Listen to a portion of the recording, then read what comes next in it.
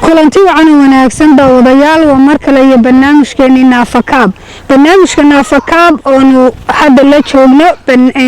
qoyskii 16aad marka Hargeysa la sheego marka Hargeysa iyo Burco la isku darana 36 ay noqonayaan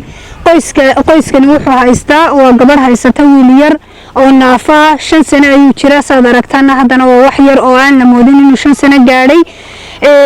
hooyadiina waxa la yiraahdaa Iida Cali Geelle aad iyo aad baad mahadsantahay walaalo waxaan ku guddoonsiin doonaa alaabtan raashinka kala duwan gadbad sonkora gadbad bariisa gadbad daqiiqa kartoon baasta iyo kartoon timira daasad caana iyo daasad sharaaba iyo waliba 5 ley saliida raashinka oo dhameystiran walaalo naga guddoon Iida Cali barnaamijka naafakaab waxa fulinaya anagoo ururka ablaha araga naafada ka ah ee Tafbalan Gaaralis iyadoo ay maalgelinayso muassasada khayriga ah ee Al-Nuur Charity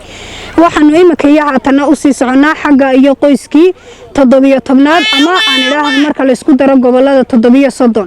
daawasho wacan wanaagsan iyo mar kale